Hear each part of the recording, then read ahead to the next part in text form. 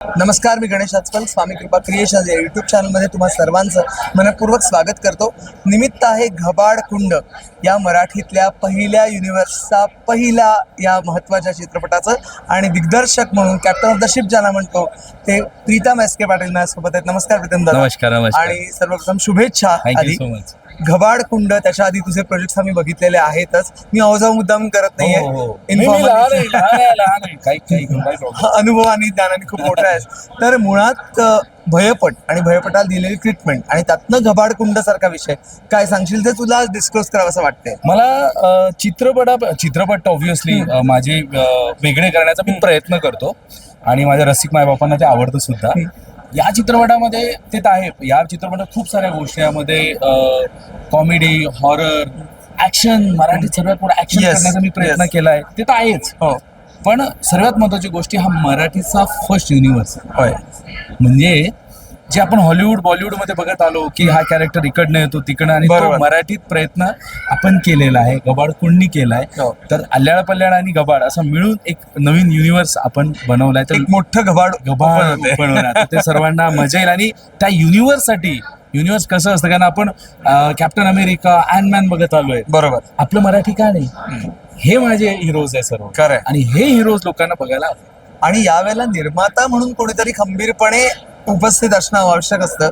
त्यामुळे डॉक्टर रसिक कदम यांच्याबद्दल जाणून घ्यायला आवडेल की एवढा मोठा प्रोजेक्ट त्यांनी कसा काय म्हणजे फायनान्स केला, कसं हो म्हटलं? बघा, खूप सारे निर्माते असतात. होय. कलेला जपणारा निर्माता. करेक्ट. म्हणजे देवादादा पण तेच बोलला की तू 3-3 वाजेपर्यंत सर मॉनिटरवर असायचे. बरोबर. ही गोष्ट पाहिजे. हो. पैसा असतोच, पैसा सर्व लावतातच, पण त्या डेडिकेशनने तिथे पाठ राहून राहणे हा खूप मोठा गोष्ट आहे. सरांच्या डेडिकेशनसाठी आणि खंबीरपणे उभं राहण्यासाठी खरंच मी सरांचा खूप मोठा आभारी आहे. कारण त्यांच्यामुळे आपल्याला सर्वांना हा घबाड बघायला. बरोबर.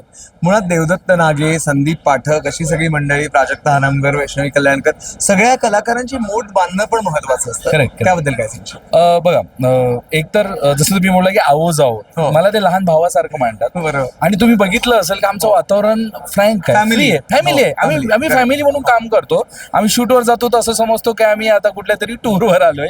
त्या पद्धतीने आम्ही शूट करतो आणि खूप सपोर्ट करतात मला. आणि असा सपोर्ट असणं खूप महत्वाचा असतो.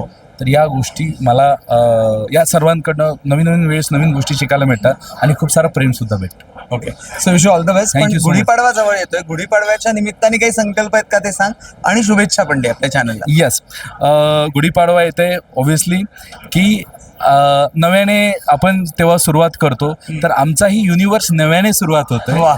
तर सर्वांना घबाडकून गुढीपाडवाच्या शुभेच्छा आणि मजा करा आणि तुमचा आनंद जे आता आहे किंवा तुमची कला आहे ते जोपासा, तेवढंच म्हणणार. सो आमच्यातर्फे सुद्धा तुला शुभेच्छा, अभिनंदन पुन्हा एकदा. आणि स्वामीचरणी प्रार्थना की चित्रपटाला छान यश मिळेल. थँक्यू.